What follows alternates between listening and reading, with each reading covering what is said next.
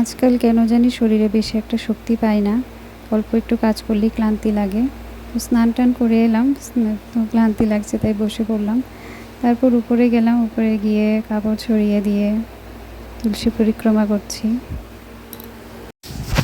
আজকে শিবরাত্রি, আর আমরা কালকে করব আর কি। কালকে ভোলেনাথকে স্নান করাবো দুধ দই বাকি সব কিছু দিয়ে, পঞ্চামৃত দিয়ে। তো যাই হোক, কিন্তু আজকে আমার ফ্যামিলির সবাই করবে, তো আমিও ওদের সঙ্গে ভাবছি আর কি করব, আবার কালকেও করব টাইম শেষ হওয়ার আগে।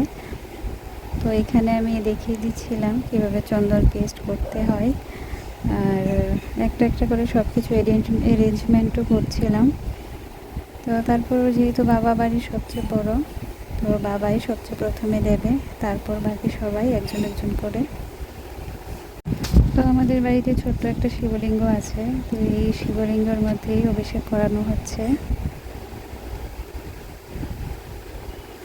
বাবাকে একে একে সব কিছু সাজিয়ে দেওয়া হয়েছে, তো বাবা দেখিয়ে দেওয়া হচ্ছে কীভাবে করতে হবে। ভোলেনাথ তো এমনিতেই অল্পতেই সন্তুষ্ট হয়, তো যে যেরকম অ্যারেঞ্জমেন্ট করুক ভোলেনাথ সন্তুষ্ট তো হবেই।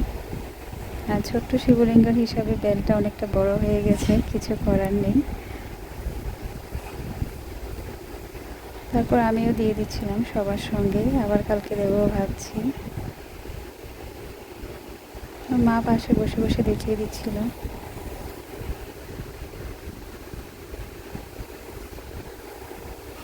তারপর বাবা মা আরতি করছে।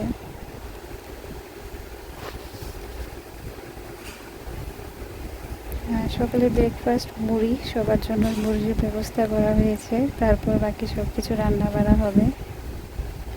তো এই রুমটাতে আমি একটু সময় বসেছিলাম, ক্লান্ত হয়ে গেছি আবার।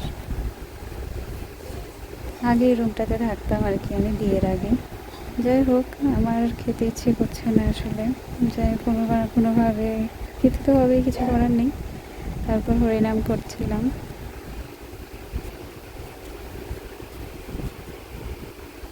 অল্প একটু হরিনাম করেছি। তারপরে আমি এখানে বসে বসে শ্রীমদ্ ভাগবতমটা একটু পড়ে নিচ্ছি।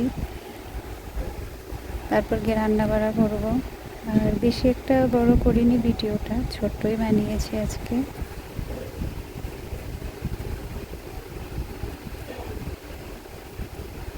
তো পরের দিন সকালবেলা, যেহেতু খুব তাড়াহুড়ো করে টাইমটাও শেষ হয়ে যাচ্ছিল, তো আমি জানতে পারলাম তাড়াতাড়ি করে দিতে হবে।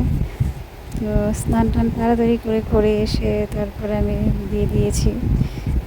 তো দুপুরবেলা আমি আবার স্নান করলাম, স্নান টান করে কাপড় শুকোতে দিতে এলাম উপরে, যেহেতু তাড়াহুড়ো করেছিলাম সকালবেলা। তুলসী পরিক্রমাও করে নিই, তো সেই দুপুরবেলাটাইতেই পরিক্রমাটাও করলাম।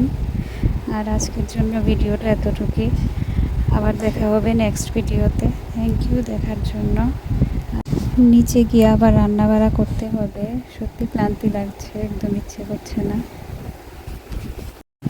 মা বাবা গেছে একটা কাজে, তো সবার জন্যই রান্না বাড়া করতে হবে। অল্প কিছু করে নেবো ভাবছি।